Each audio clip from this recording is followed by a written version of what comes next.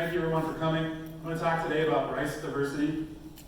And I want to start out by making the case that land races of major crops are a really nice source of information and study system for evolutionary biology questions. There's a few reasons for this, one of which I think is that major crops often have been traditionally cultivated in a really wide range of regions. So there's often a lot of diversity, of which much of it may be locally adapted to different environments.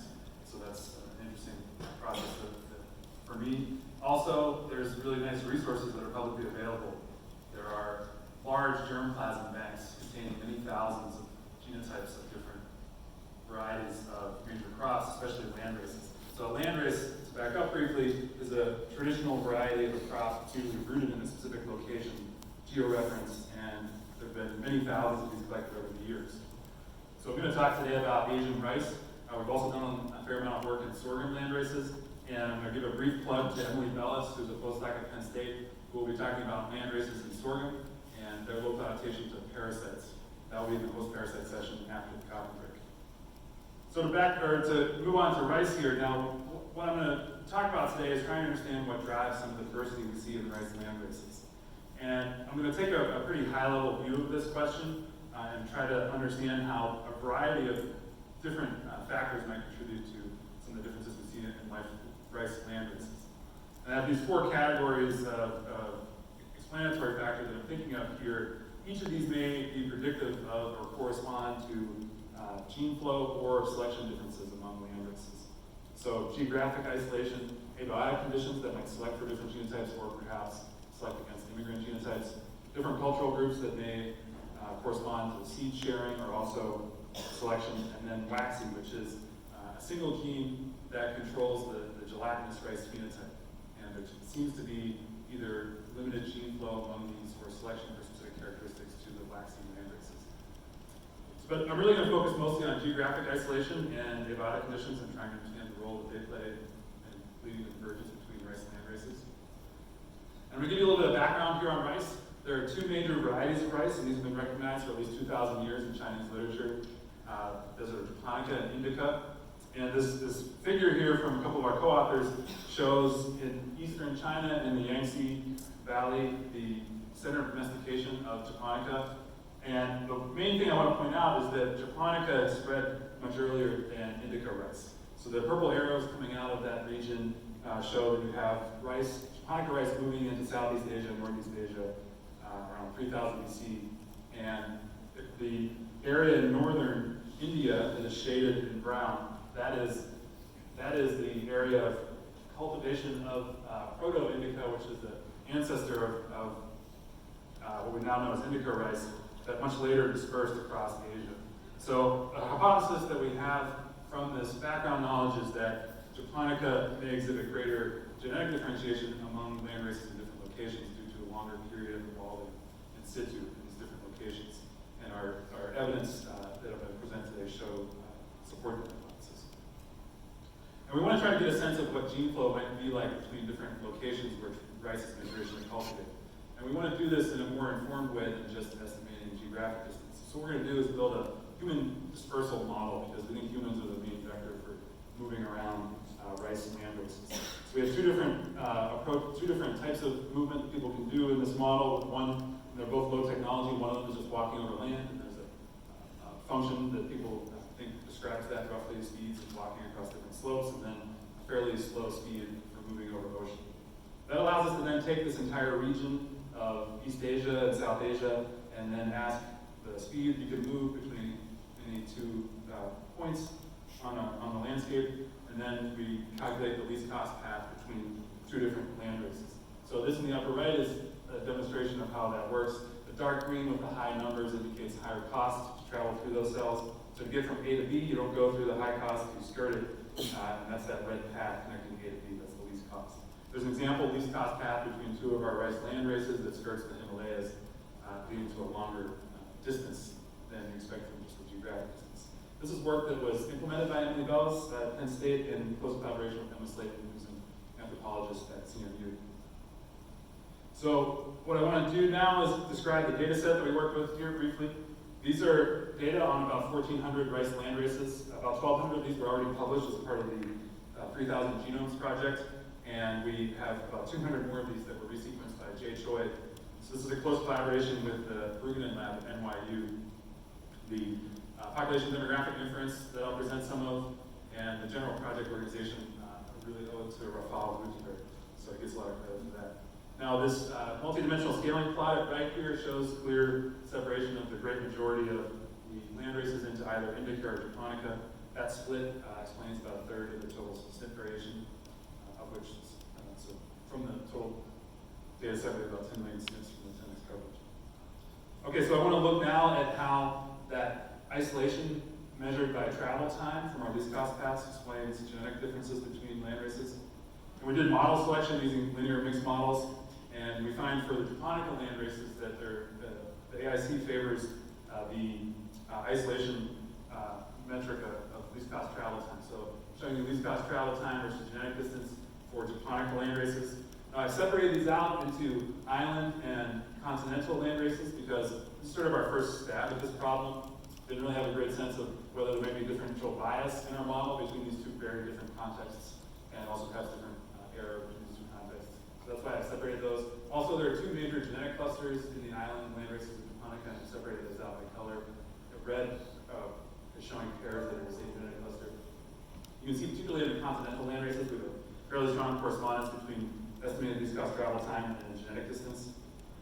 Now, I'm going to show you some results for indica that are a bit different, and I want to note that there's much higher FST among major genetic clusters within japonica compared to indica. So for indica, actually, we find that geographic distance is a better measure of genetic distance between different land races of indica. It's a weaker relationship, and also the genetic distances don't get quite as high.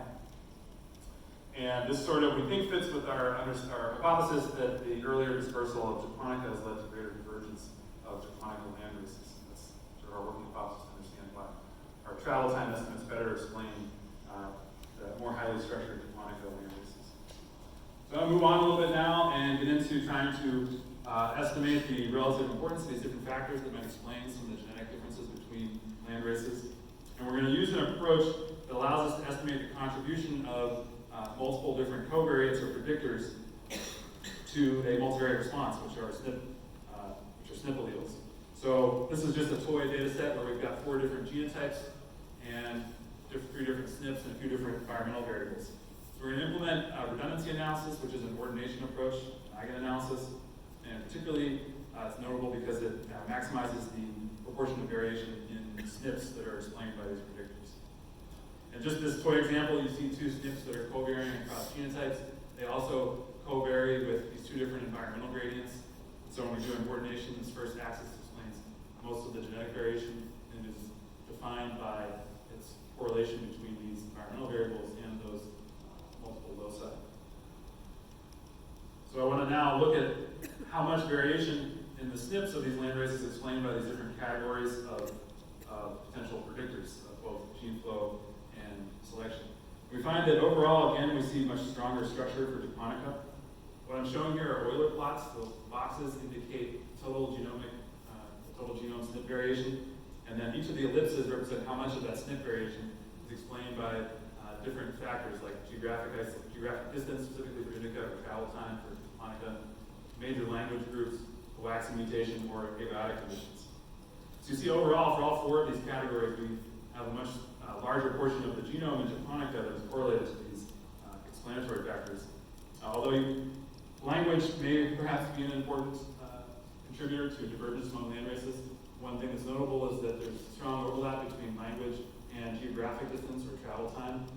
And what that means when they're overlap, that means that those 2 are co-linear. So we're unable to separate the independent contributions of in this case, language and travel time. So I want to move a little bit more deeply into this, and jump off from the observation that japonica shows a slightly larger proportion of genomic variation explained by abiotic conditions. That's the blue part of the ellipse that isn't overlapped by other ellipses. And we're going to look at specific environmental variables that explain genomic variation in japonica landraces with redundancy analysis. So here are the landraces of japonica that we used, and they're shown split into 9 different clusters. That's work from Rafal. And then on the right, I'm showing you the redundancy analysis for these land races. These first axis explains the greatest portion of the genomic variation, and that tends to separate out the temperate japonica from the tropical japonica down here. And what we can say from this is that from this plot, I'm showing you the abiotic conditions that are abiotic variables most closely correlated with these axes. In the upper right, these temperate japonica land races are characterized by having many alleles associated with unpredictability of growing season. So in this temperate region, the growing seasons may vary from year to year because of different temperature fluctuations, colder springs or colder falls, or warmer springs, warmer falls. And so what that means is that those conditions, and particularly allelic correlations with those conditions, characterize those land races. Whereas when we move to this bottom part of this axis, these tropical varieties are characterized by having warmer, higher temperatures in either early or late growing seasons. So what this is saying is that the genetic differences between these groups are substantial, and they're explained by differences in growing season conditions, either temperature averages or predictability. So we think that there's a little bit of support for this. There's some consistency with this that we see in some additional data that I'll show you now. So Rafal has estimated split times between temperate and tropical japonica, and these split times are shown here, estimated from 50 different pairs of tropical and temperate japonica varieties. These these estimates cluster around 3,300 years before present. And what's notable about that period is that it's coincident with a decrease in temperature, a decline from the mid-Holocene optimum that occurred 4,000 years ago, and then a change in the distribution of where rice remains are found. So here in the upper right, this was an animation. This is just the first frame of it.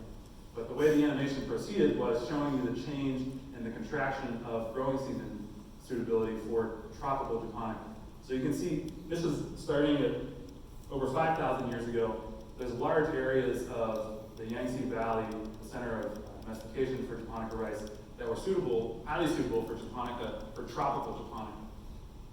And then as time went on, around 4,000 years ago, you see the end of the mid-Holocene optimum, and temperatures declined substantially, so growing seasons became much shorter in this region, especially in these more northerly regions that were previously suitable for what we now know as tropical japonica. So conditions in those regions became colder. We think that perhaps led to evolution and selection for varieties that did better under cooler conditions, and traits that now characterize temperate japonicas. When we look at changes in the archaeological sites from before 4,400 years ago to following the decline in temperatures, you see a shift out of the center of domestication into these two sort of bimodal split distribution of the remains that now characterize the centers of temperate and tropical japonica. So we think there's some evidence there that this split that occurred following decline in temperatures is what led to the differentiation of these rice land races along temperature gradients. So just to sort of summarize what we did there, we think there's some evidence that human movement models may be able to predict geographic or genetic isolation between different land races. And what we implemented was a fairly conservative approach, and it was really just meant to sort of be a proof of concept. I think there's a lot more room to improve that for first principles of human movement. And then secondly, the japonica, the more highly structured variety, seems to be particularly differentiated along